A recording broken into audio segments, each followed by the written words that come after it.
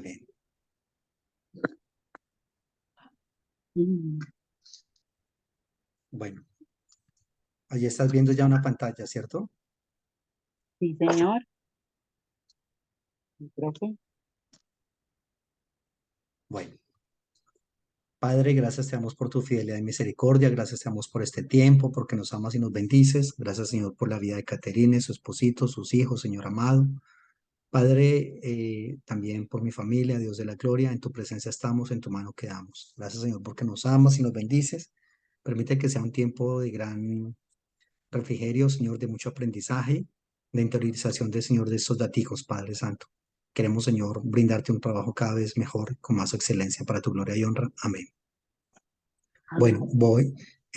Recuerda que estamos trabajando lo que se conoce como la cronología bíblica, ¿correcto? Ok. Que también se Sí, llama señor. contexto histórico, que también se llama historia de Israel.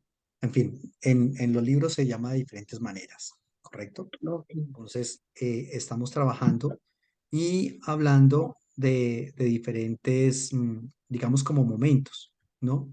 Momentos importantes en cada uno de los,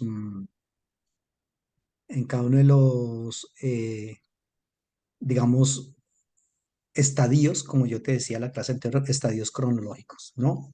Del pueblo de Israel. Y estamos hablando del Éxodo, decíamos que muy seguramente el, el faraón del Éxodo se llamaba Ramsés II, aunque hay una cantidad de posibilidades allí, de los cuales te daba algunos nombres.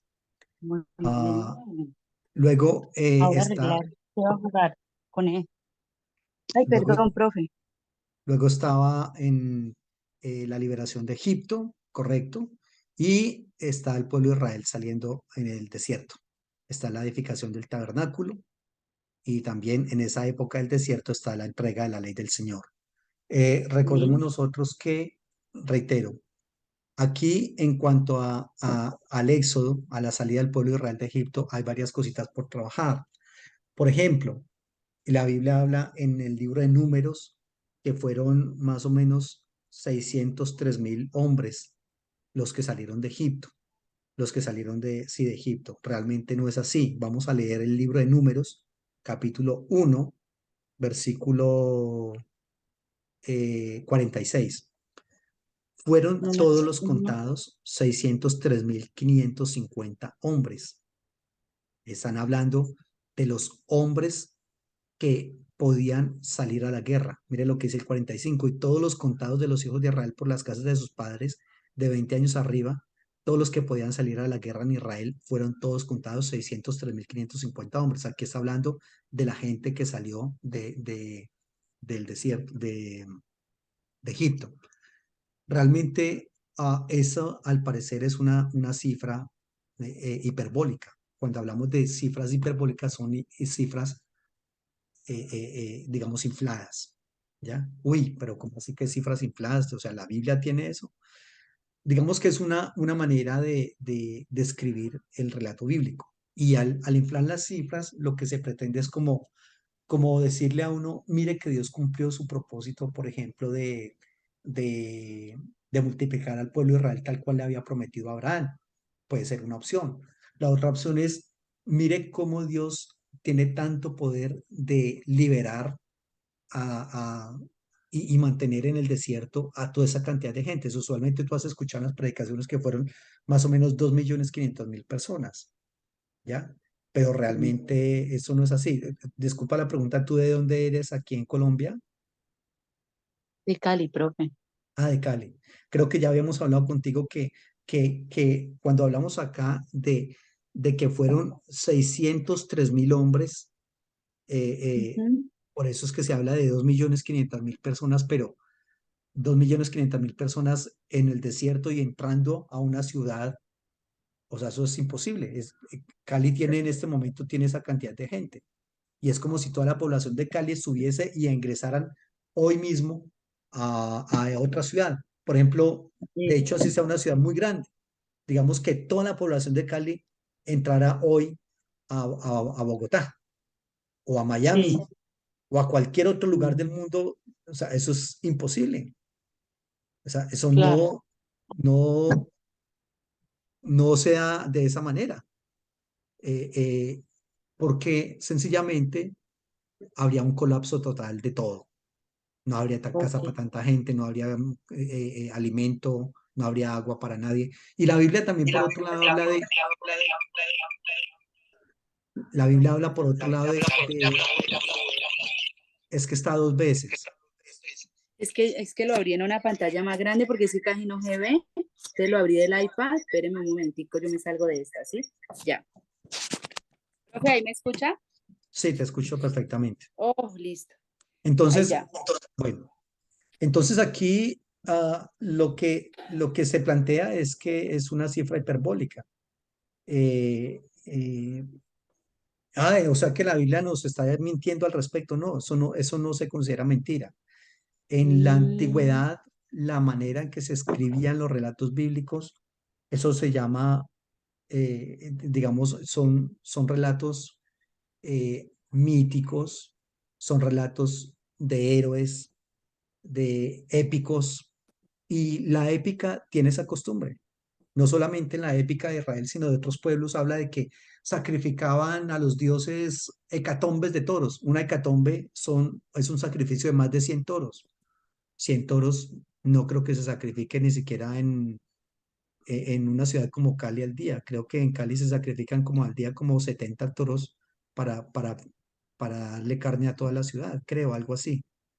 mm, Entonces, pero usualmente se habla de que los sacrificios a los dioses eran así de grandes, pero reitero, eso lo que significa es un intento de dar como más glamour, más grandeza y más poder a los dioses. ¿Sí me hago entender?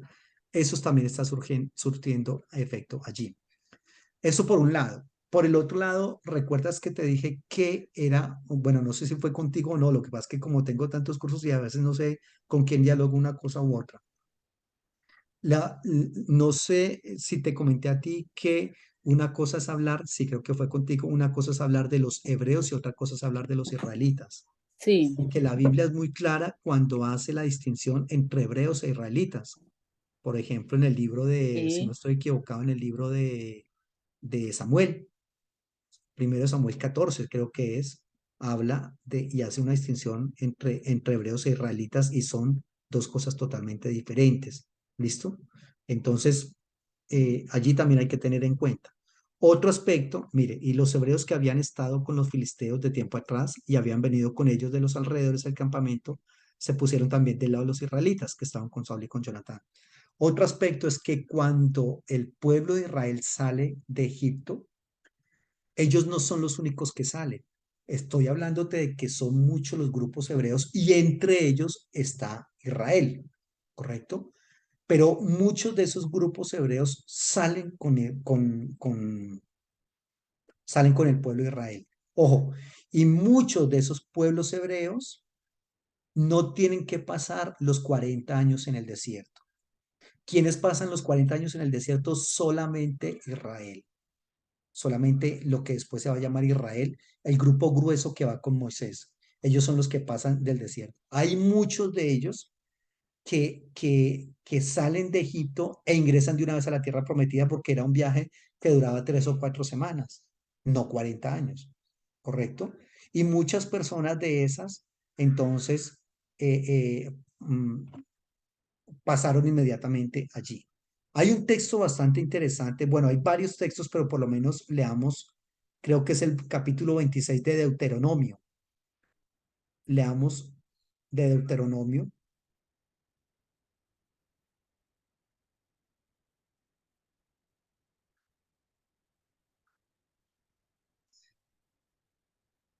Léete, por favor, Deuteronomio 26, versículos 8 y 9.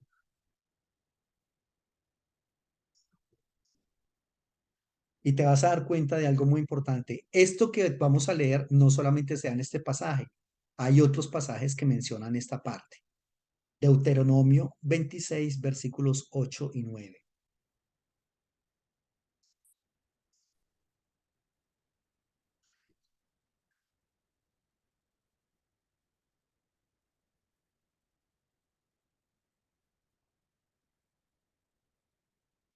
Tienes el micrófono apagado. Y Jehová nos sacó de Egipto con mano fuerte, con brazo extendido, con grande espanto y con señales y con milagros. Y nos trajo a este lugar y nos dio esta tierra. Ay, Dios. Eh, tierra que fluye leche y miel. Ahí está, gracias. Mira, ¿has notado algo bien interesante cuando lees este pasaje?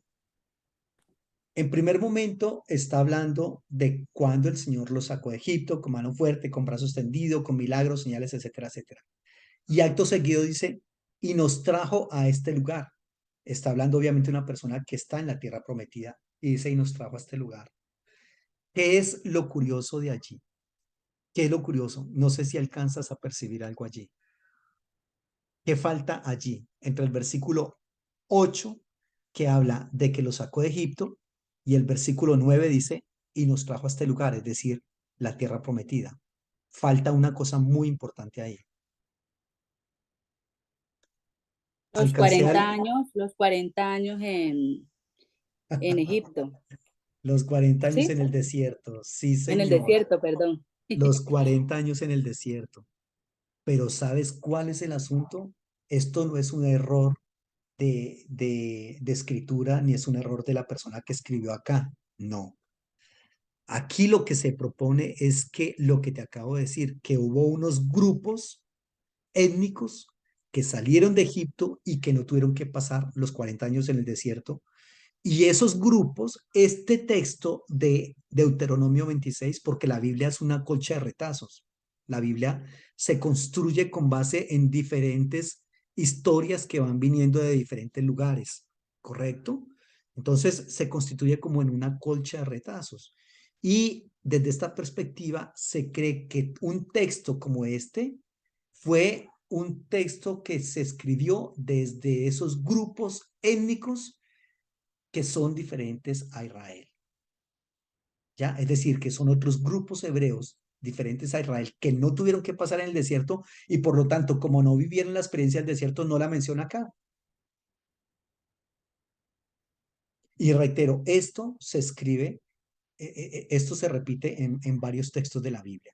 Se repite de esa manera. Entonces, esto es bien importante. Pero también hay otros grupos que cuando Israel sale, otros grupos también salen con ellos que no saben quién ni conocen cuál es el Dios que los está salvando. Simplemente ven que los ejércitos y todo el imperio que los tenía subyugados está destruido por una cantidad de fenómenos naturales y dicen, bueno, ¿y qué está pasando acá? Y entonces dicen, ¿y nosotros qué hacemos ahora? Y uno de esos grupos de hebreos dicen, vea, allá está saliendo una gente, vámonos con ellos. Y entonces dicen, bueno, vámonos, pero ellos no reconocen a Dios que los sacó de allá, no reconocen tampoco a Moisés como su líder, ¿correcto? Y son muchos de esos grupos los que se rebelan después en el desierto. Porque cuando Israel sale de Egipto, salen con ellos muchos otros grupos étnicos. Entonces, Israel como nación, nosotros no podemos pensar o pretender que Israel como nación está compuesto única y exclusivamente de los que descienden biológicamente de Abraham. Hay gente que piensa, incluso muchos israelitas piensan que ellos son descendientes así, solamente del árbol genealógico de Abraham, que engendra a Isaac, Isaac engendra a Jacob y Esaú, pero Israel viene de Jacob y así. Y entonces viene Israel de los descendientes de Jacob con sus cuatro esposas y sus 12 hijos, pero realmente en Israel hay gente que después forman parte del pueblo y que no eran israelitas. Uno de ellos es, por ejemplo, el famoso Caleb. ¿Recordarás tú Caleb? Caleb era una Ajá. persona que no era israelita, él era de otro lugar, sino que viene y se une a este grupo étnico. Urías el Mm. Eteo, Ruth la Moabita, Ruth la Moabita Raab. que Rahab la ramera de Jericó, Ruth que después viene a ser nada más y nada menos que la bisabuela de David, el rey de David, el rey David. Entonces fíjense Ujú. que Israel está compuesto de diversas cantidades de grupos étnicos. ¿Listo? Entonces ellos no pueden Profe, discutir. no pueden alegar Yo una te puedo, pureza racial. sí, Sí, yo te puedo hacer una pregunta. Es que ahorita que estás hablando de esa pureza racial, yo he escuchado, pero no he entendido bien el tema, profe, de que desde que en Israel hay que ortodoxos, que, ¿cómo es? Que hay varios tipos de ellos mismos en Israel, que sí, ¿cómo es? sí, Ortodoxos, judíos hay otros. ortodoxos, hay unos más progresistas, hay unos más liberales. Eso tiene que ver ya es con la religión. Bueno, pero la religión también incluye en sí misma muchos aspectos culturales y cosas de esas. Pero eso se da en todas las religiones.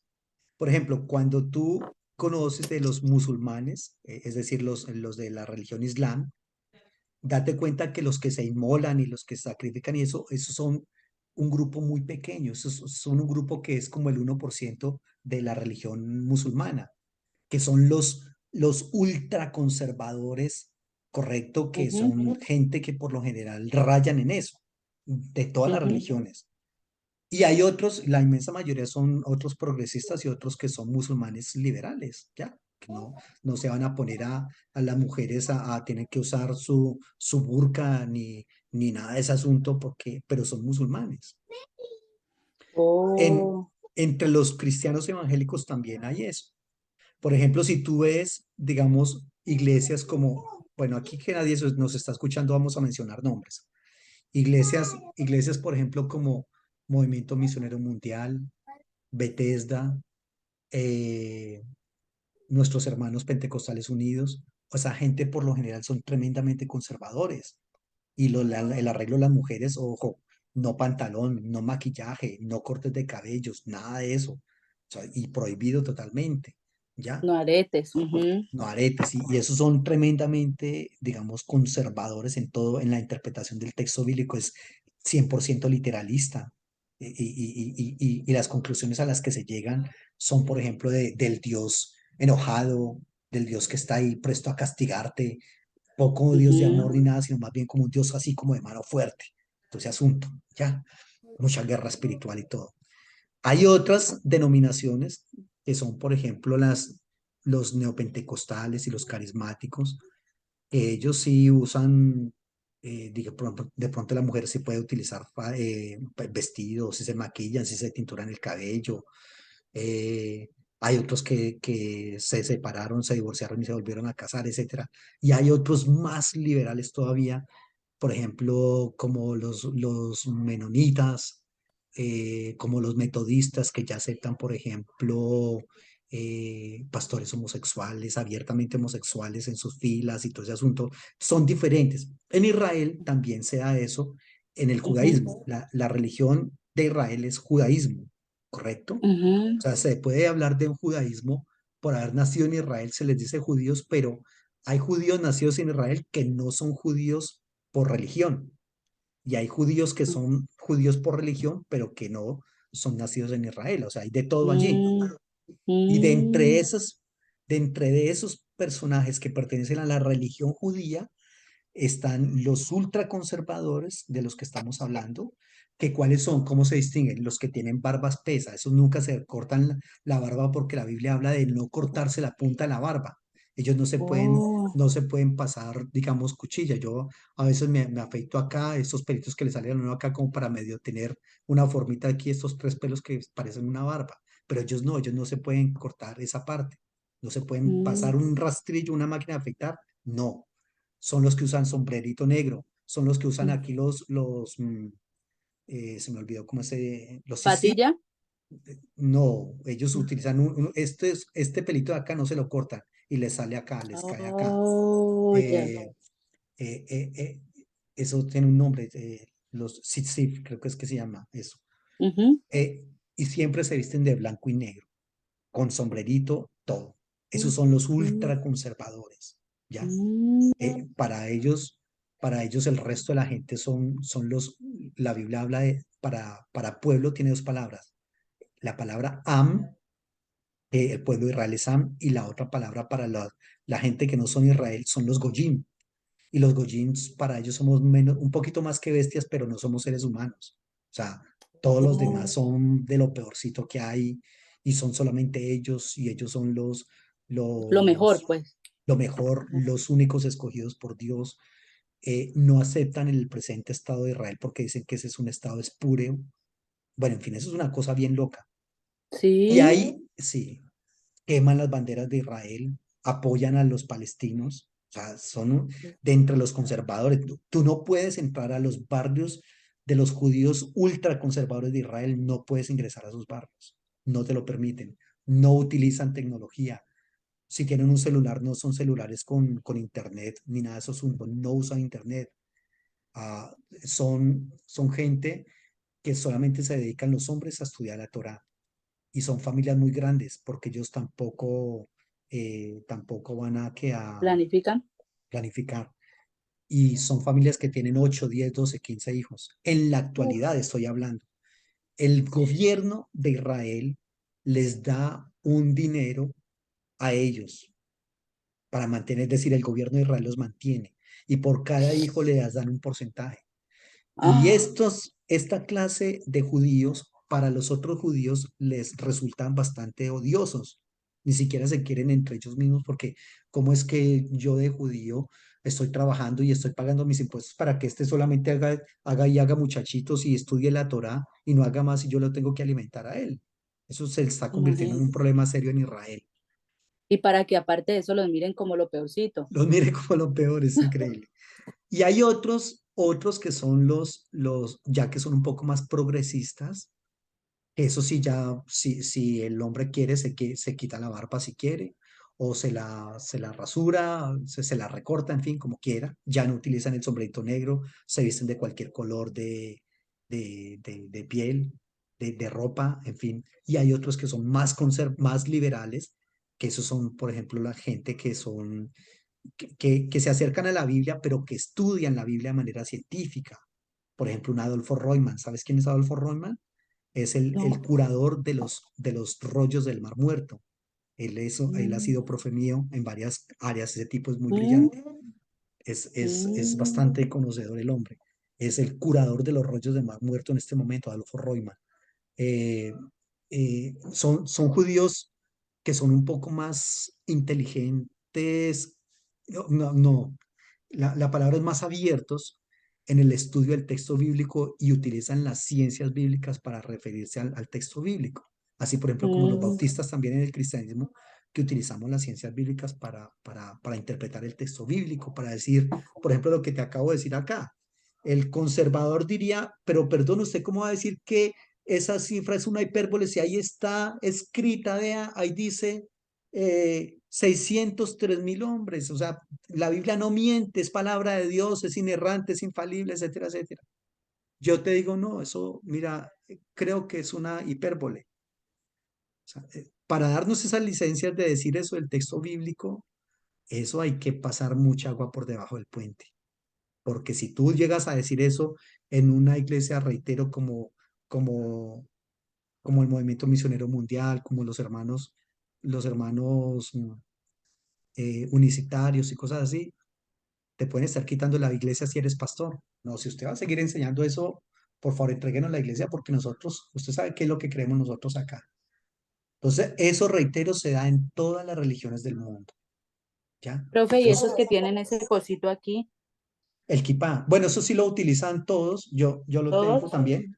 Eso lo utilizan casi todos los judíos.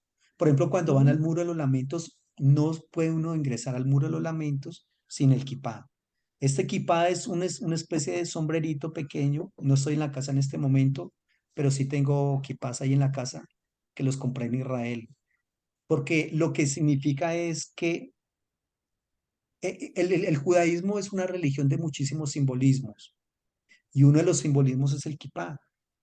Cuando voy a orar, cuando voy a cantar, me lo coloco recordando que hay alguien sobre mí, que yo estoy bajo la autoridad de la divinidad, ¿ya? mm, Eso es lo que significa. Por ejemplo, ellos también utilizan mm, unas, unos, unas camisetas, como la camiseta interior del hombre, que tiene unas 4 puntas allí, y esas 4 puntas representan los mandamientos del Señor. Eso se llama un talit ketaná, y ellos utilizan eso. Entonces, una cantidad de símbolos bastante interesante también. Sí, ok, profe. sí. Muy bien. O sea que, profe, los bautistas están en el término medio de la iglesia evangélica o en liberal. Sí, somos más bien, hay de todo, porque hay bautistas muy conservadores, ultra ortodoxos, hay bautistas medios y bautistas liberales. Mm. Entonces, eso ya depende por Ah, ejemplo, también hay así. sí, Ujú. la Universidad Bautista es una universidad que, como somos universidad, no podemos casarnos con ninguna de esas, porque en la Universidad Bautista hay representación de 27 casi 30 denominaciones diferentes. Mm. Entonces, yo en una clase le estoy hablando tanto al unitario como al trinitario, al metodista como al del movimiento misionero mundial y todos están sentados en un Mm. mismo salón. Mm. Entonces, eso es una riqueza teológica muy enorme, pero también es una variedad muy grande, ¿ya? Claro. Mm. Entonces, todo eso Ok. allí hay que tenerlo en cuenta. Pero esos matices son importantes conocerlos Ujú. y saber, digamos, cómo interpreta cada uno la Biblia. A eso es lo que se conoce como la corriente para la interpretación de la Biblia, para la teología, todo ese asunto, para la liturgia, para la administración de la iglesia. Hay corrientes conservadoras o ultraconservadoras, progresistas y liberales, para todo, para todo. Entonces, uno ¿Cómo más o es, menos profe? tiene Cor- tres, Corriente conservadora. mínimo tres corrientes: la conservadora, la progresista y la liberal. Entonces, cada corriente te va a plantear, por ejemplo, la corriente conservadora te va a decir Abraham, Isaac y Jacob, perdón, seres humanos, padre, hijo y nieto cada uno. O sea, padre, hijo y nieto, ¿no? O sea, familia. La corriente progresista te va a decir, es posible, pero también hay otra posibilidad, que no sean padre, hijo y nieto. Simplemente que son tres seres humanos diferentes que no se conocieron entre ellos y que la geógrafo los hace pasar por padre, hijo y nieto. ¿Por qué el más importante de ellos fue Abraham? Porque Abraham estuvo viviendo en todo lo que después se va a conocer como Judá, y Judá es el reino, digamos, el epicentro del reino y del poder, ¿ya? Pero los liberales van a decir, perdón, Abraham, Isaac, Jacob ni siquiera son seres humanos. Son seres míticos que la geógrafo se los inventa para tratar de dar una explicación, una justificación de dónde fue que vino un pueblo tan importante como el pueblo de Israel. Así como no sé si tú has escuchado hablar, por ejemplo, del origen de Roma. ¿Has escuchado que una loba que se llamaba Luperca, dada de amamantar a dos hermanos que se llamaban Rómulo y Remo, y de allí nació Roma? No sé si has escuchado ese asunto. Eso es un Mm. mito. Obviamente eso se sabe que no es así, pero eso es lo que se cree. Roma nació de dos o hermanos gemelos que fueron amamantados por una loba. ¿Ya? Entonces, ¿por qué? Ujú. Porque cuando hay pueblos tan importantes en la historia, esos pueblos usualmente se les atribuyen como nacimientos supranaturales, nacimientos sobrehumanos, en los cuales la divinidad estuvo velando esos nacimientos y los acompañó en cada uno de esos procesos. Y esa es la única explicación de cómo es que este pueblo llegó a ser tan importante como lo es en la actualidad, ¿ya? Porque es que tenía Mm. la provisión de los dioses de una manera, pues, inusual. Entonces, fíjate lo que presenta cada una de esas posturas. Y así, respecto a, por ejemplo, David, los conservadores dicen, no, David mató a Goliat, ¿correcto? David mató a Goliat. Los otros van a decir, no, no necesariamente David mató a Goliat, porque la Biblia en un texto habla de que el Joanán mató a Goliat, o da otro nombre de otra persona, ¿ya? Y entonces dice, no, no necesariamente fue David el que lo mató. Sencillamente es como cuando, por ejemplo, aquí en Colombia, digamos, el ejército le dio de baja a Marulanda, a tiro fijo. Y entonces el presidente de la República le dice al ministro de Defensa, lo felicito, señor ministro de Defensa, por esa baja tan importante del enemigo de la patria, que es el señor Marulanda Vélez, felicitaciones, etcétera. Pero que ese no lo mató, estaba tomando tinto allá en la oficina. ¿Quién fue el que lo mató? El soldado que le disparó. Nunca, no se va a saber quién fue.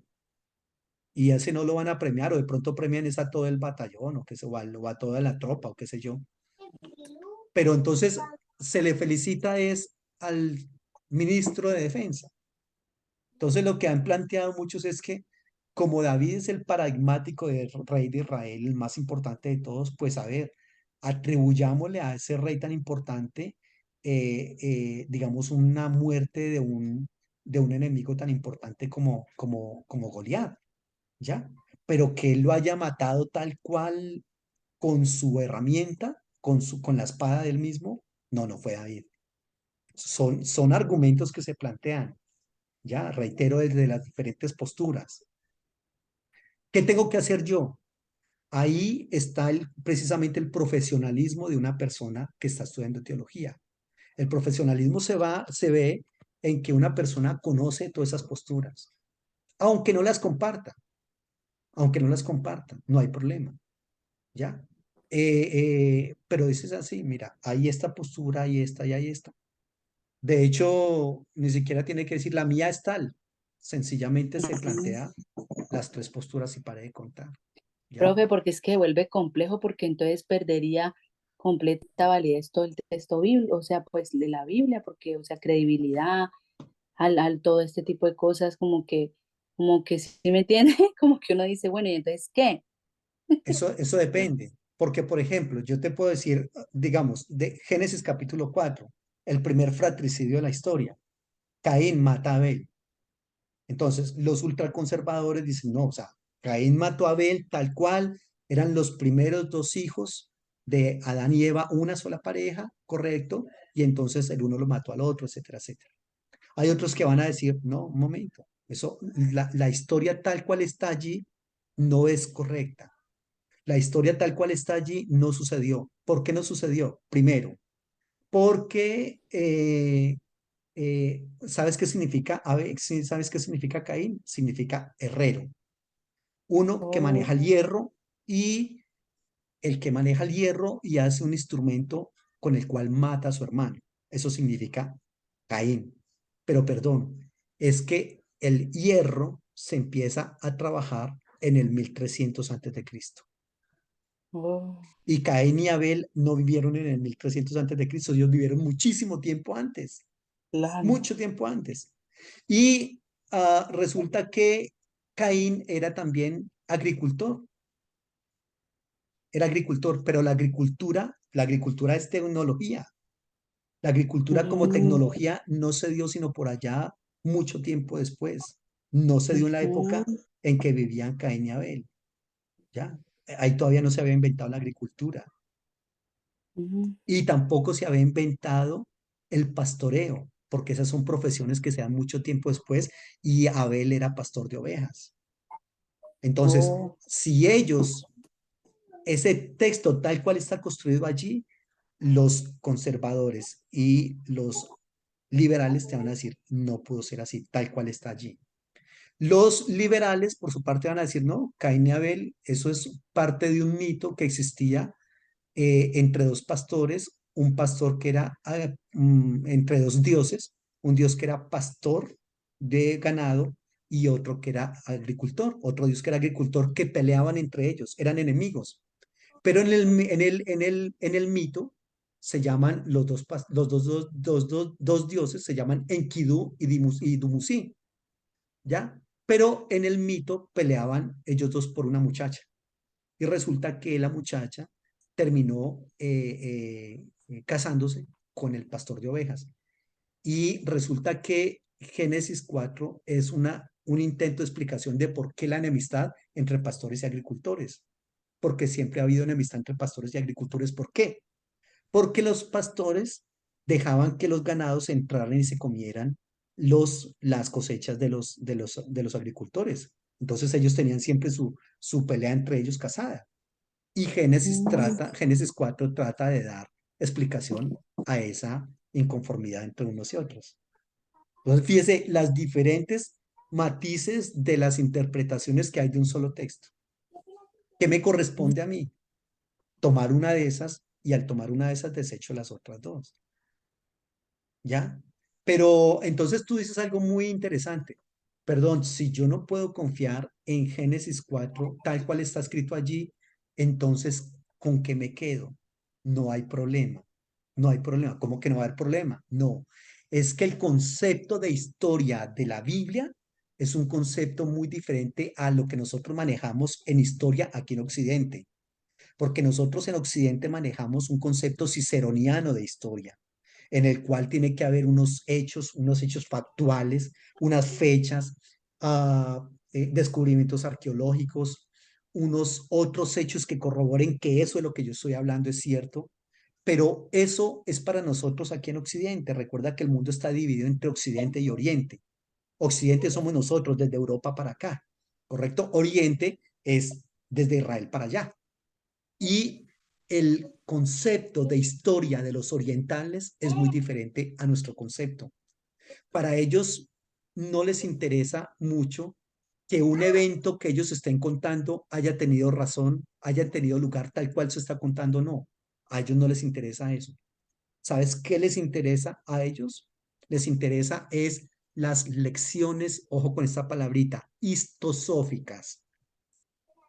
Las lecciones histosóficas son lecciones de vida que yo puedo extractar de un texto bíblico. Entonces, desde esa perspectiva oriental de historia, no importa si un evento no tuvo lugar tal cual está escrito en el texto bíblico.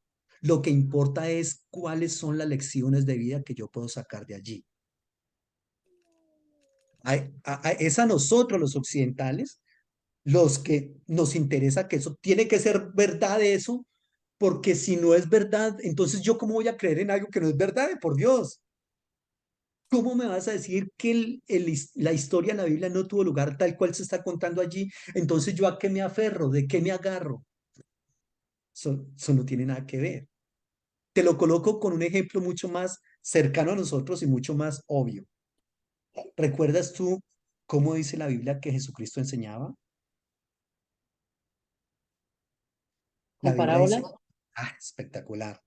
Caterine, tú tienes madera para esto. Mire, la, Cristo enseñaba por parábolas. ¿Qué es una parábola? Una parábola es, la palabra parábola significa colocar al lado de, ¿ya? Comparar. Una parábola es una historia que no es real, que el maestro se la inventa para contarle algunas verdades, en este caso teológicas, a sus discípulos. Entonces, cuando Jesucristo dice, muchachos, les voy a contar, una vez un señor venía de adorar en el templo de Jerusalén, correcto, le salieron al encuentro unos ladrones y lo patearon, lo golpearon, casi como muerto, lo despojaron, etcétera, etcétera. Venía un levita, venía un sacerdote, venía un buen samaritano, etcétera, etcétera. Cuando Jesucristo cuenta esa historia, esa historia no la presenció. Él no fue que una vez iba diciendo allí, iba saliendo por una de esas calles y, uy, se dio Ujú. cuenta y se escondió acá, pero mire cómo lo patean, hola, no, pero ¿por qué lo golpean así? Ya lo robaron, ya para qué lo golpean. No, él no presenció nunca eso. Él se inventa esa historia, la cuenta a los otros para mostrarles cuál es la correcta ayuda y de dónde vino esa correcta ayuda para esa persona desvalida en ese momento. Para terminar diciendo cómo actuó ese eh, samaritano, así como es de cómo deben actuar ustedes, con todas las Mm, arandelas que hay alrededor de la historia. Pero entonces, oh, perdón, si Jesucristo no presenció eso y eso nunca pasó, entonces, ¿cómo voy a colocar mi creencia en algo que no es verdad? En algo que nunca pasó. Entonces, no podríamos aceptar ninguna de las enseñanzas de Jesucristo porque él siempre enseñaba por parábolas. Entonces, profe, la ¿eh? parábola del buen samaritano nunca tuvo lugar, tal cual se cuenta en la narrativa, pero ojo con lo que te voy a decir, tiene lugar todos los días. Nunca existió Mm, tal cual se cuenta sí. ahí, pero sí existe todos los días. porque todos los días Sí. atracan a las personas, todos los días las roban y aparte de que la roban le meten una puñalada o un tiro y necesita un buen samaritano que le ayude. Ujú. Y Entonces, no solo en ese aspecto, ¿no, profe? no solamente en ese Gente que aspecto, pierde, ¿cierto? Que espectacular, pierde todo y que... espectacular. Muy bien. ¿Y cuál debe ser mi comportamiento frente a eso? Mm, ¿Y cuál es la validez de eso? La validez es la infinita cantidad de enseñanzas que yo puedo sacar de una historia de esas, aplicables para mi mm, cotidianidad hoy, aplicables para mm. mi contexto en el siglo XXI, en el 2022, en noviembre. Eso es lo que Oh, valida los textos bíblicos. Por ok, ejemplo, como en Génesis capítulo 4.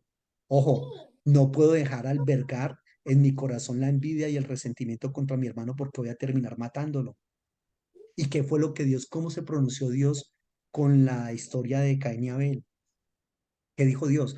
Entonces, esas historias de la Biblia se constituyen, ojo con esta otra palabrita, en arquetipos, arquetipos, ¿ya?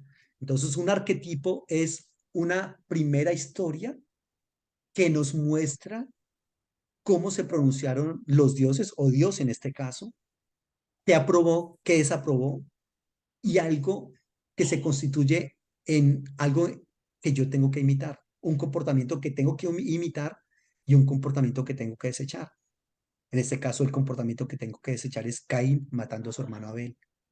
No puedo convertirme en homicida de mi hermano. Tengo que convertirme en guarda de mi hermano.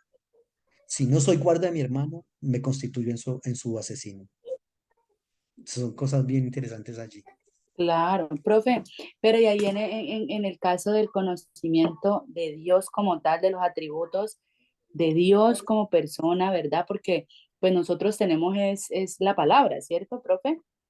Para precisamente conocerlo a Él tal cual es y bueno, y más que todo la parte del evangelio, los evangelios cuando Jesucristo viene, dice que el que quiere conocer al Padre, pues al conocerlo, él conoce al Padre. Pero entonces, si en el Nuevo Testamento se dan esas mismas cosas, entonces, un ejemplo, ¿no? Igual uno, ahí entraría entonces uno a decir, bueno, ¿sí me entiende lo que le quiero decir, profe? Redondear la idea. Eh, o sea, ¿realmente qué conocemos de Dios o qué? O sea, claro, porque si ahí me está mostrando los atributos de Dios, un ejemplo, lo que usted decía de David, bueno, Jesús habló lo que usted, yo le entendí esa parte, pero entonces lo de David no ocurrió, ¿cierto? Entonces, o sea, ahí como que, bueno, y entonces, ¿cómo conozco a Dios? Hay muchas cosas ahí que no son, que dice pues que no son, ¿no? Ya lo entiendo, sí. Esa, Ajá. Esa es entonces, una pregunta bien interesante. Bueno, ojo, en cuanto a qué tanto es verdad de cada texto de la Biblia, hay que hacer un análisis exegético de cada pasaje para decir mm, esto sí, esto no, esto es un anacronismo, esto es una hipérbole, esto es ABC, ¿ya? no Entonces, todo. Ujú. no, tenemos que, o Ok, sea, no podemos decir toda la historia es falsa, tampoco me ok, arriesgo a decir toda la historia es verdadera. Aquí lo ok. bueno es que nosotros, o sea, si definitivamente cuando yo me entero de esto, yo digo, no, entonces yo no vuelvo a creer en la Biblia porque cómo voy a creer en algo que no es No, verdad. no, Eh, profe. no, pero es decir, hablando de manera general, porque eso ha pasado Ajá. muchas veces. O sea, cuando en la universidad la gente se entera de esos detalles, hay gente que no puede lidiar con eso. Pero el asunto es que yo no puedo colocar mi confianza y mi fe en el historiador bíblico. No puedo. Yo coloco mi confianza y mi fe es en el mensaje de la Biblia, en el principio divino establecido en ese pasaje. ¿Cuál es el principio divino establecido, por ejemplo, en Génesis 4? No matarás a tu hermano. Ojo, Ok. o te constituyes en el guarda de tu hermano, o te constituyes en el asesino de él. Ujú. No le des cabida a la envidia ni a la rivalidad, ¿ya? Ok. No utilices tu conocimiento para destruir a tu hermano, porque reitero, Caín significa uno que maneja el hierro. Y cuando la gente empezó a manejar el Mm, hierro fue un conocimiento muy grande, ujú, pero ¿cómo es que esta persona utiliza su conocimiento para matar al otro?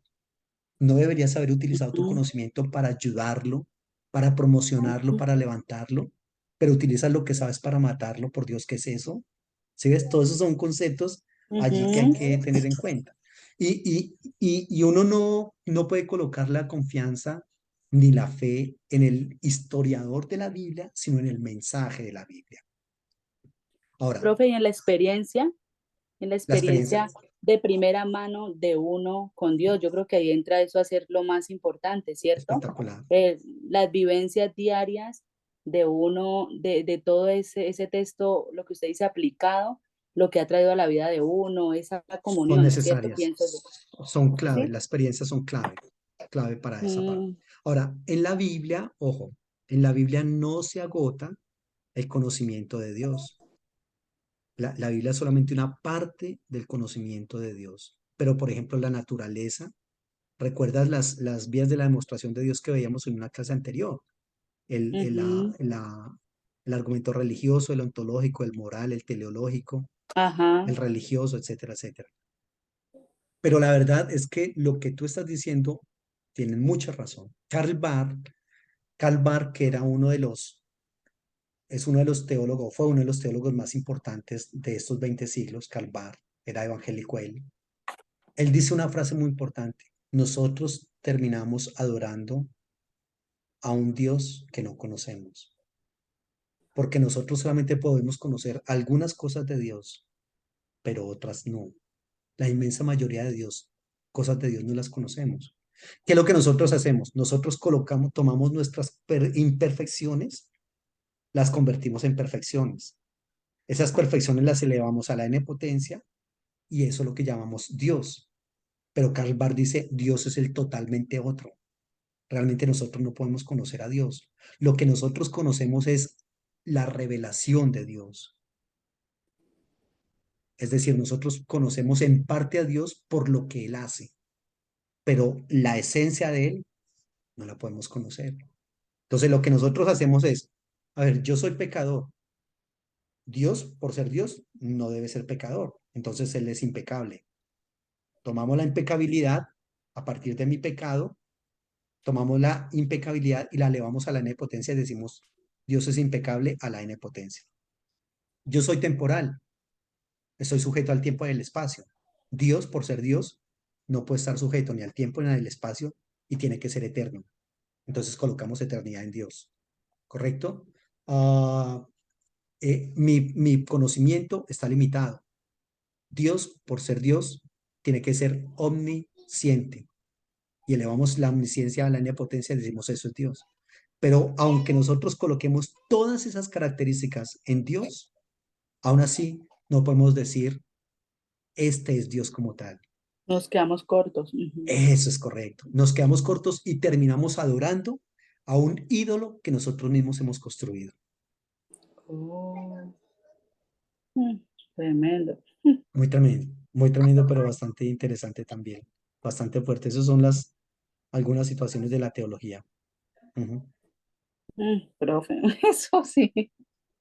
Ay, Señor Jesús. Ahí vamos Dios con ese mío. proceso. Ahí vamos con ese Sí, proceso. profe, dale. Entonces, hay que lidiar con todo esto. Hay que lidiar con todo esto, pero hay que reconocerla. La validez de la Biblia no está en la validez de sus historias. No está. No le interesa. A la Biblia no le interesa contar las historias tal cual sucedieron. Reitero, ¿qué tanto sucedió y qué tanto no? Por lo general, esas historias, lo que se cuenta, es decir, cada uno de los elementos diferentes de la historia existen. Pero cuando todos esos elementos se colocan juntos, ahí es cuando ya no está tal cual se cuenta allí. Por ejemplo, cuando se habla de la parábola del buen samaritano, dice que venía de adorar en el templo, en Jerusalén. El templo existía, Jerusalén existía, existían los adoradores, existía la calle por donde iba pasando el Señor que fue atracado, existen los ladrones, ¿ya? Existe también los levitas, existe el sacerdote, existe el Señor que después asiste a este otro en su ayuda, ¿correcto? Todo por separado existe. ¿Qué es lo que no existe? Todo eso junto nunca se dio. O de pronto se dio alguna vez, pero cuando Cristo lo está contando, no, él no lo cuenta porque lo haya presenciado.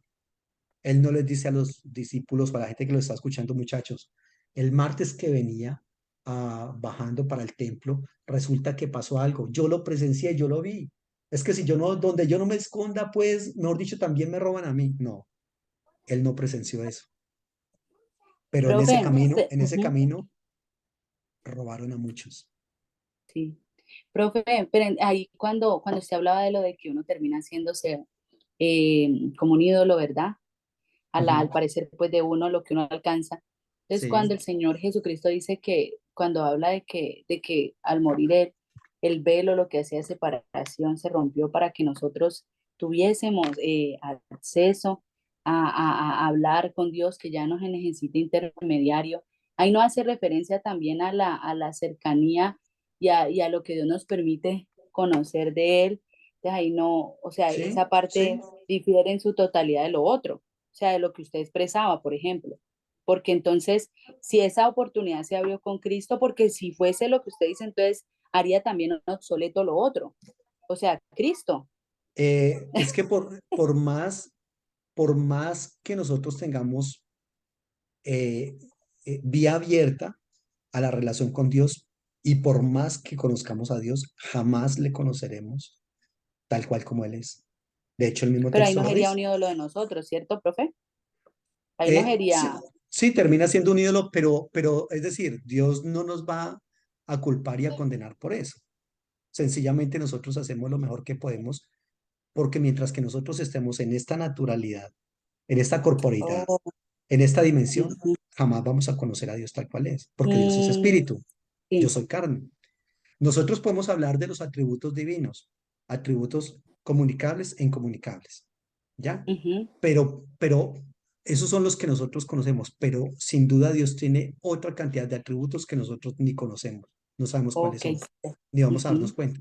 Lo que sí, nosotros hacemos es que conocemos algo de Dios, algo, muy poquito. como Es que, Moisés, la sí, como espalda que, es que vio correcto. solamente porque, ok, Es que ya, ahora. partamos de un principio, no podemos conocer ni siquiera al que duerme a nuestro lado, a la que duerme a nuestro lado, por más que llevemos 20 30 años viviendo. Incluso no podemos conocernos nosotros mismos porque Sí, de pronto, por ejemplo, cuando uno está viendo clases de psicología o en el derecho, se plantea situaciones como por ejemplo, eh, la mamá que iba con el niño en la carretera y el niño se le soltó y venía un carro y lo mató. Qué pena ponerme fatalista. Y sí, la mamá o el papá ven esa situación, ven su niño allí y entra como en un estado de histeria, de euforia, de violencia y agarra y mata al conductor, que eso ha pasado.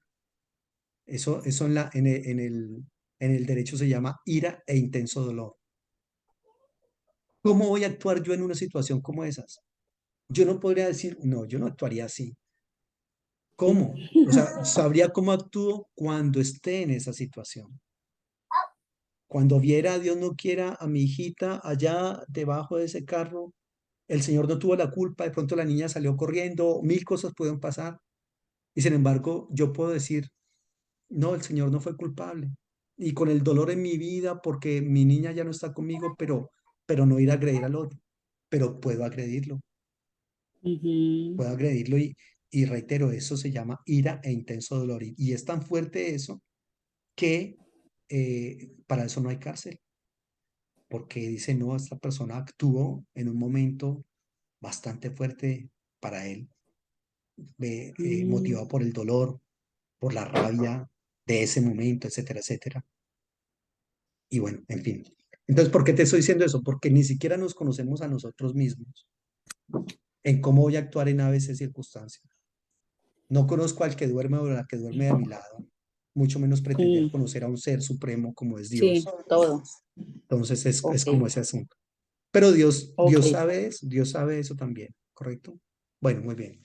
ok, profe. Ay, perdón que nos salimos de... No, estos son los temas bastante enriquecedores que rompen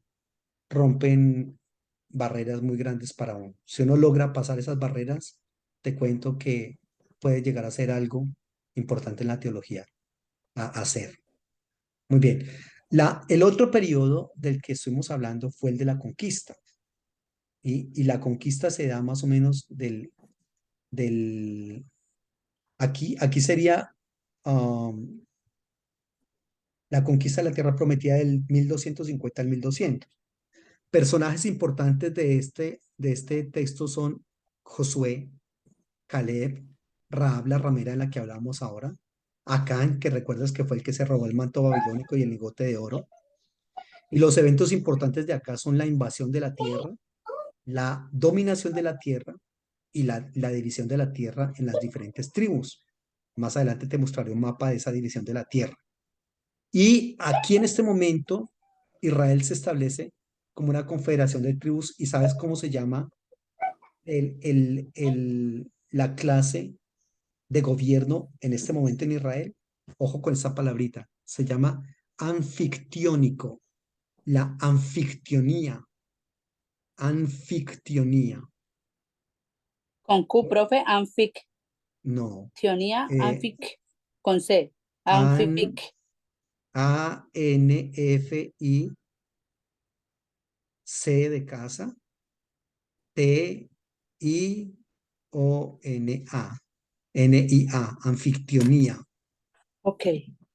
Anfictionía realmente es un término que tomaron la escuela alemana y es un término que se utiliza para explicar el origen del pueblo griego, del imperio griego, que ellos básicamente lo que son es diferentes grupos étnicos que se unen en torno a un culto, a un templo, a un dios, y a partir de eso se crea el imperio griego.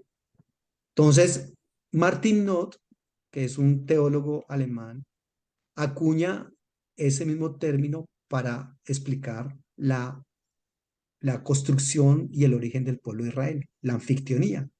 Cómo son diferentes grupos étnicos y diferentes eh, tribus, correcto, que se unen eh, en torno, reitero, a un templo, a un culto, a un dios, y eso los hace ser una tribu o una asociación de confederación de tribus, ¿ya?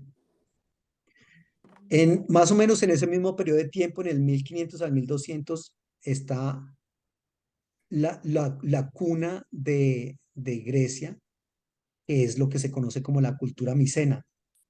Ellos son los que le dan origen al imperio griego. Pero en el 1200 está la caída de Troya.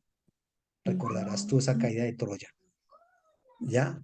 Entonces ahí está pasando también eso, o sea que en el 1200 ya también existían los griegos.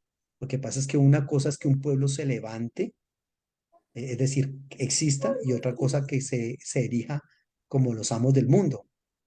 El imperio griego se erigió como los amos del mundo en el siglo IV antes de Cristo, pero ellos existían hace mucho tiempo. ¿Listo? Mm, Luego ok. de la época de la conquista de la tierra viene el periodo de los jueces. Los jueces, que es más o menos en el 1200 al 1050 antes de Cristo. Aquí está el primer periodo del hierro. Aquí está el primer periodo del hierro. Y ese periodo de hierro, recordemos que hay como en la época de los jueces hay como un círculo vicioso de pecado, y cuando el pueblo de Israel estaba en pecado, ellos se arrepentían y clamaban a Dios. Cuando clamaban a Dios, Dios les enviaba un juez que los liberaba y entonces cuando ellos eran liberados iban a prosperidad. Cuando ellos estaban en prosperidad, volvían y otra vez pecaban, eran esclavizados, empobrecidos, luego clamaban a Dios, Dios los liberaba y otra vez a prosperidad y así. Fue un círculo vicioso que duró más o menos 150 años. ¿Listo? Entre los personajes importantes de esa época eh, están algunos jueces como Ahod, Baraj, Débora, Gedeón, Jefté, Sansón, Ruth, Noemí, Boz, Ana, ¿se acuerdas de Ana? La mujer que no podía tener hijos. Elí, el sacerdote. Samuel, que fue el hijo de Ana. Y bueno, creo que esos personajes, algo recuerdas de ellos, ¿cierto? Sí, sí. Esos jueces no fueron, ojo, a veces como nosotros tenemos un concepto del juez, como una persona que estudió leyes, que es un abogado y que es un magistrado de la corte y todo ese asunto. No, eso no eran los jueces de la Biblia, ni de Israel en ese momento. Ellos eran, ellos eran reformadores militares, ¿ya? Ellos eran personas que se levantaban en un momento dado por diferentes motivos y defendían a Israel de mano de sus enemigos, ¿ya? Eran más bien reformadores militares, Oh, líderes carismáticos que peleaban por el pueblo. oh. Profe, luego es que, luego, ¿no? Es que vamos a ver qué libros entran en cada estadio, ¿sí, no? Aquí está el libro de Ruth, está obviamente el libro de los jueces, está, Ruth, reitero, jueces. jueces, Ruth, y aquí también está eh, eh, los libros de Primera de Samuel, primer libro de Samuel. Primera, Primer libro primera de de Samuel está Samuel ahí. y segunda de Samuel. Segundo Samuel no tanto porque el segundo Samuel ya habla del siguiente periodo, que es la época de los Oh, reyes. Entonces ok. prácticamente está el primer libro de Samuel acá. Ruth, Primer- jueces y primera de Samuel. es correcto. Y hay un libro deuterocanónico que se conoce con el nombre de Judith. No sé si tú hayas escuchado hablar es de ese libro, Que es de los de la católica, ¿no? de Sí. la católica. ¿Sí? Ese libro de Judith también pertenece a esta época. Oh,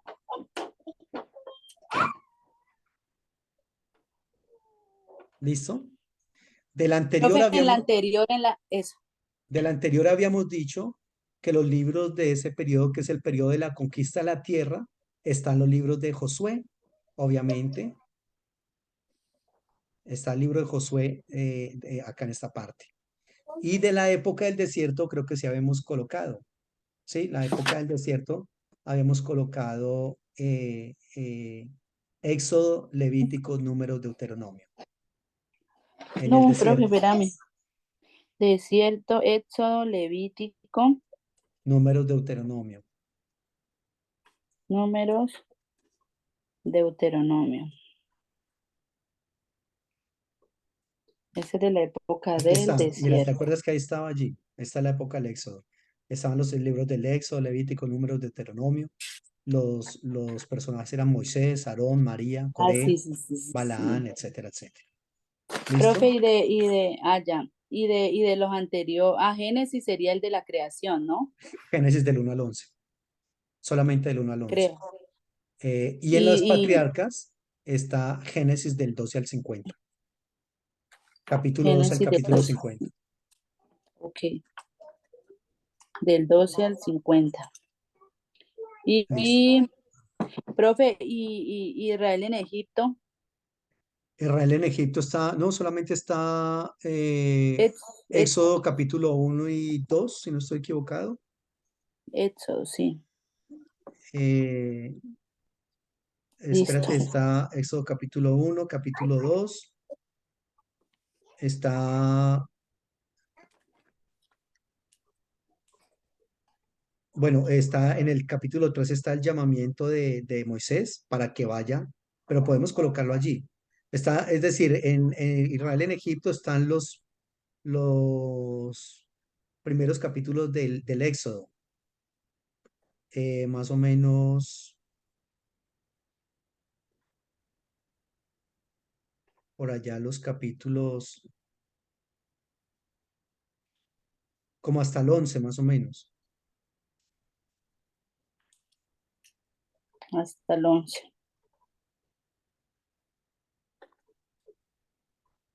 listo. Israel en Egipto, ¿no?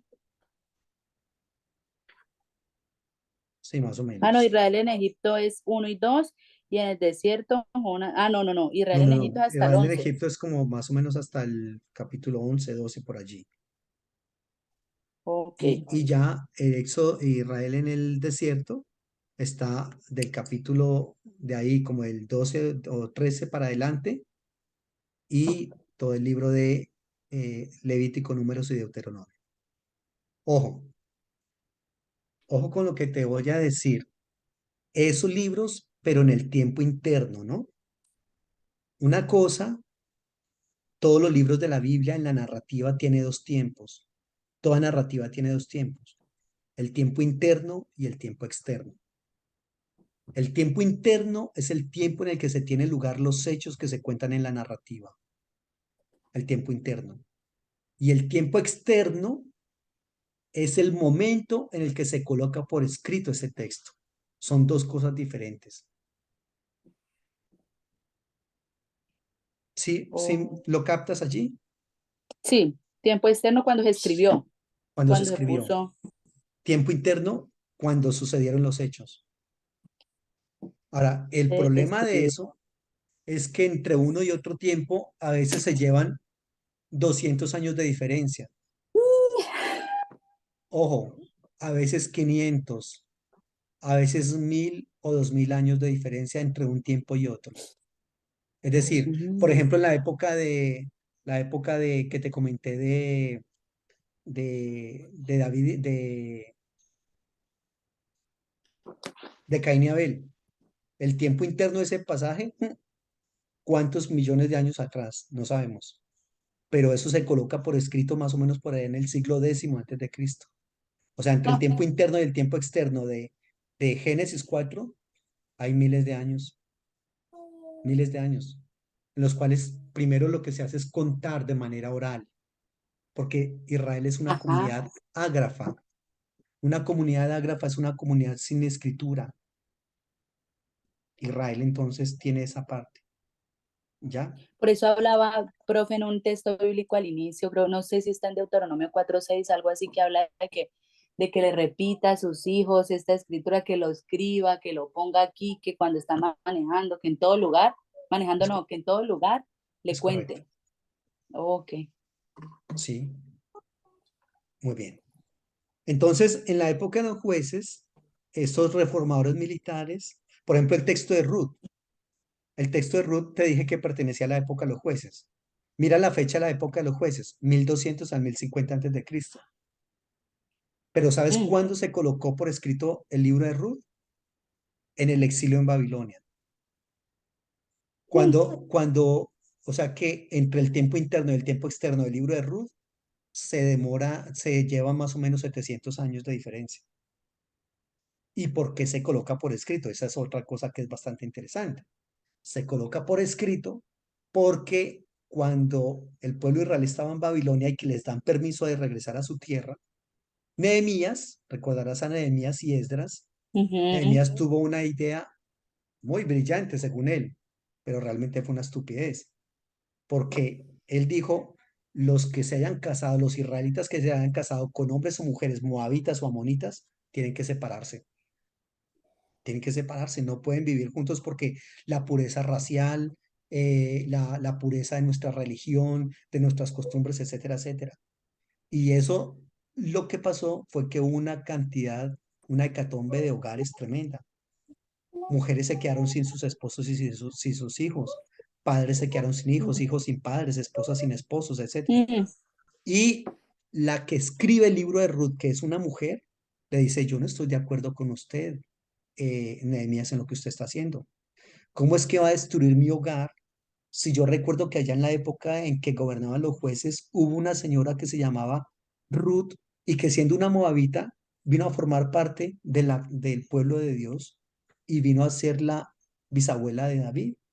Ahora usted con qué derecho viene a destruirme mi hogar. No, yo no estoy de acuerdo con eso, ¿ya? Entonces, el para qué se escribe un texto de la Biblia también tiene un papel muy oh, importante Dios mío. porque todo libro de la Biblia se escribe con un objetivo. Mm,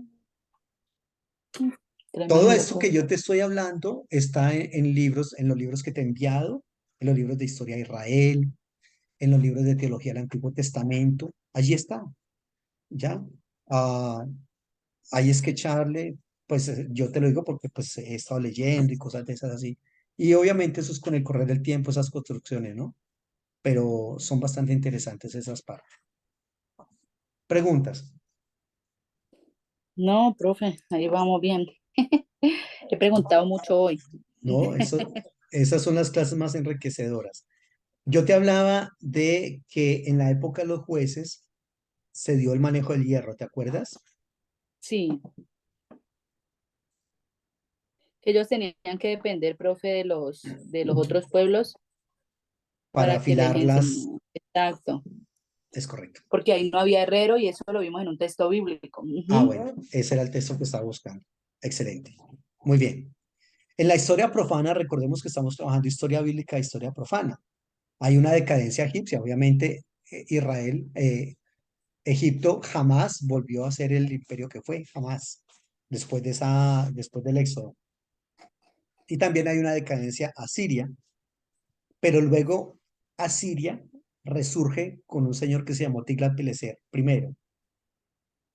Y en esa época los jueces se da en varias ocasiones invasiones de los filisteos a Israel, porque los filisteos, como bien acabas de recordar, tenían una tremenda cantidad de armamento, de tecnología, que no tenían los israelitas.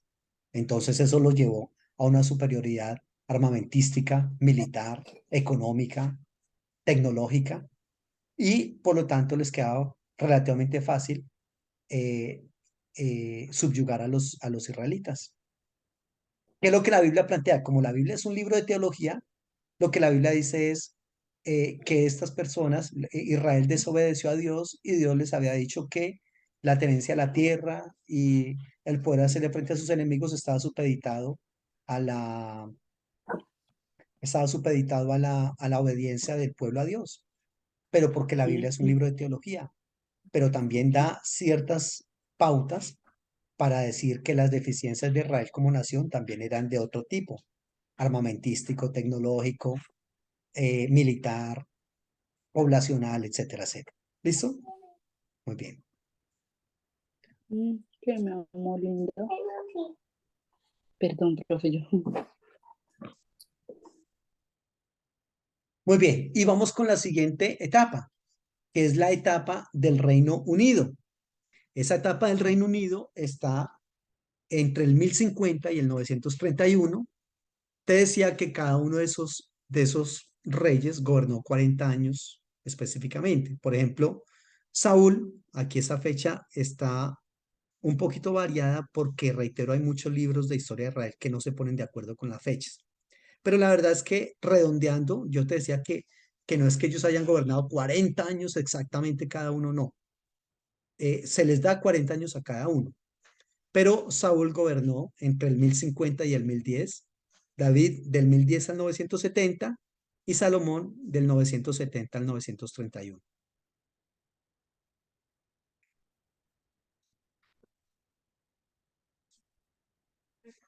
Aquí es bastante importante porque a esta época también se le conoce como la época de oro de Israel. Época de oro. Sí, Época de oro.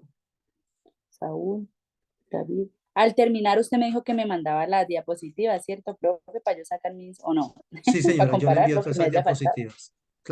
Ah, vale. Inicio, fin. Fin. 1030 antes de Cristo. Ay, perdón, pues si usted me las va a mandar para que copio. Algunos Sino daticos que que, no están ahí, sino que el copiar, profe, le ayuda a uno muchísimo. como a recordarlo. Claro que Sí. sí. ¿Cuáles son los libros de esta época? Está Ujú, Primero de Samuel, del capítulo 8 al capítulo 31. Está también todo el libro de Segundo de Samuel. ujú. Está Primero de Reyes del 1 al 11. Está todo el libro de Primero de Crónicas. Y está el libro de Segundo de Crónicas del 1 al 9. Los personajes Ok. importantes de esta época son obviamente Saúl, David y Salomón, que son los tres reyes Ujú, de los que estamos hablando. Joab y Abner, que eran militares en los ejércitos de ellos. Absalón, ujú, que es el papá, que es el hijo de David, que se subleva contra su papá, que trata de usurpar el trono, que trata de matar a ujú, David, etcétera, etcétera. David es el hombre conforme al corazón de Dios, pero David como padre fue un fracaso total. En la familia de sí. David hubo asesinatos entre ellos, hubo violaciones. violaciones. David tuvo 10 mujeres, 30 hijos, y como padre fue un fracaso. Saúl también fue un fracaso como rey y como todo. Salomón, ni hablar, Salomón es el mayor esclavista de Israel. Todas las construcciones que Salomón hizo las hizo con mano de obra esclava, ¿correcto? Y aparte de eso, Salomón en su vejez terminó adorando ídolos en el mismo templo que él había construido. Sí. Mejor dicho, Profe, una ahí es joya. donde, profe, ahí es donde se ve que David, pues era lo que hablamos la otra vez de que era lo que hasta el caso de David, porque era conforme al corazón de Dios, porque hasta ahí era que había llegado la revelación de Dios, de lo, o sea, lo que ellos sabían, ¿cierto, profe? Lo que hablábamos el otro día, ¿o no? En parte tiene lugar por eso y en parte porque cuando, cuando Samuel le dice a Saúl, ¿y qué pasó con las asnas? ¿Y por qué no las mataste, etcétera, etcétera? Saúl justificó, intentó justificar el porqué de sus acciones y no le dio como la razón a Dios ni al profeta. Mientras que cuando se le reprende a David por su adulterio con Betsabé, ¿recuerdas cuando Natán va y le dice, le cuenta la historia del hombre rico con un poco de ovejas y el hombre pobre con una sola ovejita? Y cuando David se ve descubierto, lo que hace es lanzarse al piso y decirle, Señor, ten misericordia de mí, reconozco mi pecado. Y ahí es cuando escribe el Salmo 51. Ten piedad de mí, oh Dios, conforme a tu misericordia, conforme a la multitud de tus piedades, borra mis rebeliones, lávame más y más de mi maldad, límpiame de mi pecado, etcétera, etcétera. Entonces, delante de Dios, ¿quién es el que y cuál es el hombre conforme al corazón de Dios? El que reconoce su necesidad de Dios, el que reconoce su culpabilidad delante de Dios, el que dice, Señor, sin ti estoy perdido. De verdad es que he sido, pero de lo más perverso que hay en el mundo. Ujú, Delante de Dios, la persona que intenta justificarse está perdido porque la Biblia dice que nuestras mejores obras son como trapos de inmundicia delante de la presencia del Señor. sí, Literalmente, ¿sabes qué está en el hebreo? En el hebreo está que nuestras mejores obras son como una toalla higiénica utilizada. Literalmente es así, sino que eso se trata de hacer un eufemismo, pero es algo que es bastante desagradable. Mis claro, mejores obras, esas obras que cuando yo me paro al frente del espejo y digo, uy, Luis Carlos, pero definitivamente es que en esto sí eres excelente. Esas obras que me hacen sacar a mí el pecho y enorgullecerme, esas obras, Luis Carlos, el señor las ve y dice, Luis Carlos, sinceramente, eso da asco, hermano. Honestamente le digo, eso da asco. Cuando yo reconozco que mis mejores obras son la persona que se arrepiente verdaderamente, jamás está satisfecha con su arrepentimiento.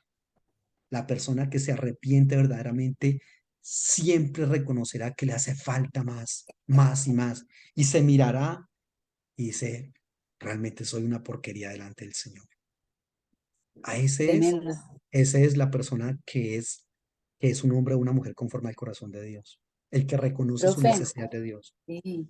Y mira que todo este estudio, lo que veíamos, ahorita que hablabas de lo de que uno se hacía pues un ídolo y toda esa parte, que uno no conocía todo, todo esto lo llena realmente a uno de mucha humildad, porque es que en realidad, profe, muchas veces porque vos conocías la palabra, ciertas veces, muchas veces como cristianos, que, o bueno, como sea, como que quiera llamar, ¿verdad? De la denominación que pertenezca, ya se creen que están un poco más acá arriba que los otros, ¿verdad? Entonces es increíble como que como esto lo ubica a uno en la posición donde uno debe estar.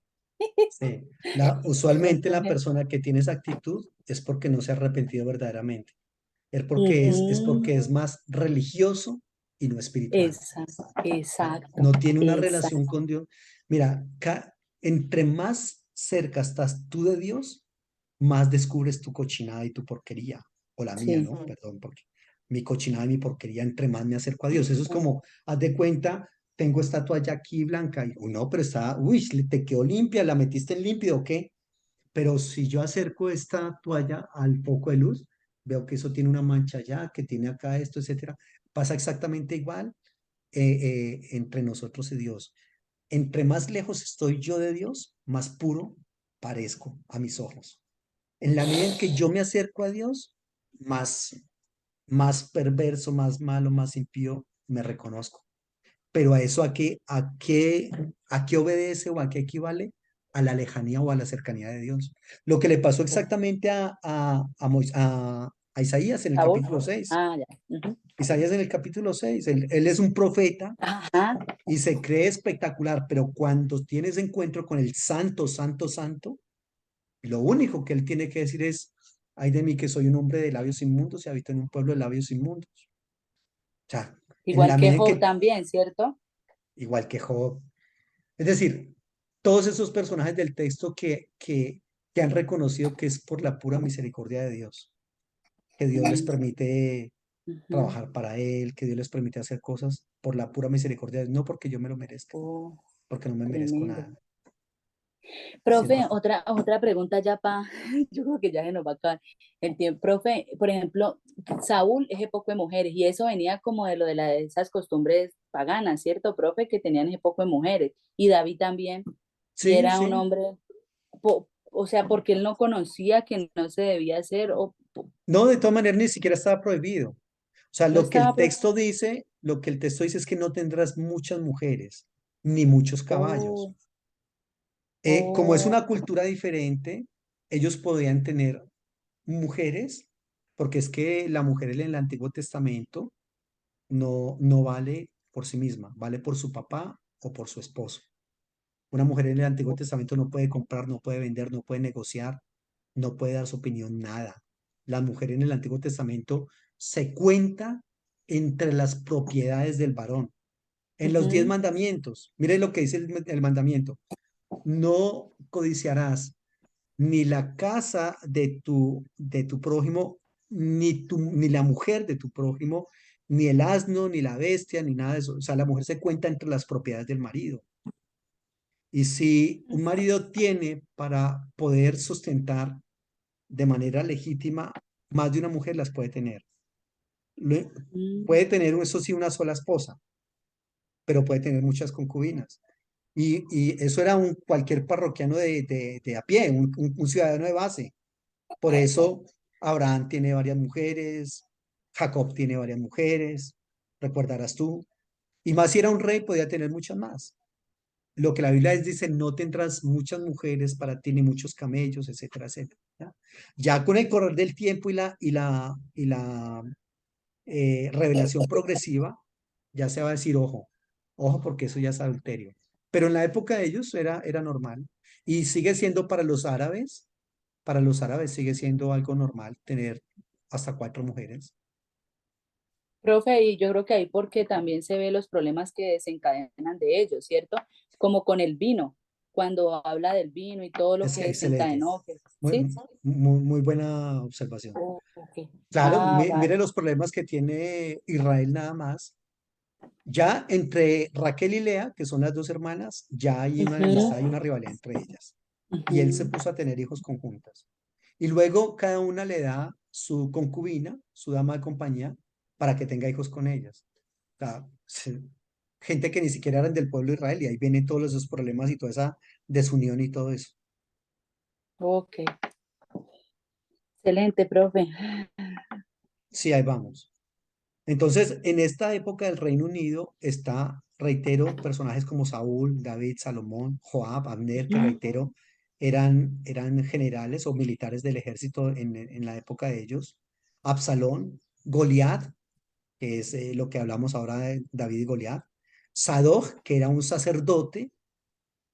Betsabé, que era la esposa de Urías el Eteo, que después vino a ser esposa de David y la mamá de Salomón. La ujú, adivina de Endor, que es la mujer con la cual Saúl tiene ese problema, esa experiencia, ujú, recordarás tú, la adivina de ujú, Endor. Natán, que es un profeta cortesano. Un profeta ujú. cortesano se refiere a los profetas que están en la corte.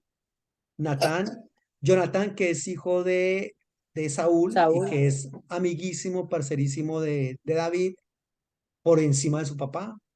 La reina de Sabá, que se dice, en la actualidad hay gente negra en Israel, ¿no? Y los negros de Israel reclaman ser descendientes de Salomón con la reina de Sabá, porque se dice que cuando esta mujer vino a visitar a Salomón, ellos tuvieron un romance y ella se fue embarazada y que entonces es la descendencia de ella con este personaje. Oh, Entonces, esa mujer también es, digamos, juega un papel determinante acá. claro. Ella le trae muchos regalos a Salomón, pero lo que Salomón le da a ella es mucho más de lo que ella le dio a él, obviamente. Ujú, Salomón dividió el gobierno, el Israel en 12 distritos. ujú, Cada mes un distrito tenía que alimentarlo a él y a toda su corte. Al cabo de ese mes ujú, ese distrito quedaba empobrecido y tenía que empezar a trabajar porque dentro de otro año nos toca volver a alimentar al rey. Entonces fue una ujú, explotación muy grande, de tal manera que se da después la división del reino, pero ya no en la época de Salomón, sino en la época del hijo de Salomón, que era Robán, con un general del ejército de Salomón que se llamaba Jeroboam, que tuvo que huir de la presencia de Salomón porque Salomón lo iba a matar porque se atrevió a decirle lo que estás haciendo está mal, ¿ya? ujú, De todos estos personajes, nosotros podemos ver textos que hablan a favor de ellos y textos que hablan en ujú, contra de ellos, de todos ujú, estos personajes. Los textos que hablan a favor de los reyes, diciendo estos reyes fueron lo mejor, Salomón el sabio por antonomasia, David el hombre conforme al corazón de Dios, etcétera, son textos que son escritos desde la monarquía. Es decir, los monarcas tienen sus propios escritores, sus propios cronistas que escriben esas historias que están pasando. Y perdón, si yo le estoy pagando al escritor, ¿cómo tiene que eso. hablar él de mí? Perdón, Bien. no le voy a pagar para que hable mal de mí, para que en la posteridad se digan cosas negativas de mí, tiene que hablar bien de mí. Pero Ujú, hay los textos que hablan mal de estos reyes, o por lo menos muestran otras perspectivas del carácter, de su comportamiento, de sus decisiones, como algo no tan acertado, son textos que vienen desde la periferia, desde los sectores poblacionales periféricos, alienados, subyugados, ujú, esclavizados, los que tienen que pagarle los ujú, impuestos a los reyes para que ellos vivan como reyes, para que ujú, David pueda decir, joven fui y he envejecido y no he visto justo desamparado ni su familia que mendigue pan. Perdón, David no los había visto, pero yo sí los he visto. Y de pronto usted también. Pero David podía decir eso porque él se asomaba al palacio y cuando no veía a aquella mujer hermosa bañándose allá, la esposa de otro, veía esos sembrados, veía todo y decía, todo esto es mío, todo esto me pertenece. Volteaba a mirar a su mesa y había manjares por todo lado. Para él es muy fácil decir, joven fui envejecido y no he visto justo desamparado ni su familia que mendigue pan. Pero muy diferente cuando Job vive una experiencia de esas y él sí no puede decir lo mismo. Y muchas veces cuando tremendo. nosotros mismos tampoco podemos decir lo mismo al respecto. En Sí, fin, profe. ahí vamos Ok. tejiendo, ahí vamos tejiendo. ¿Listo? Profe, ¿Preguntas? muchas gracias. No, profe, Ok, bien. bueno, entonces ahí seguimos trabajando. Nos vemos el Ok, miércoles. ¿Listo? ok. Quedamos Miércoles, miércoles y viernes, siempre, miércoles y ¿verdad? viernes 3:30 de la tarde. ¿Ok? Vale, listo. Ok, estamos en contacto. Un abrazo, Profe, Dios te bendiciones. bendiga. Saludos al esposito y a la Gracias. familia.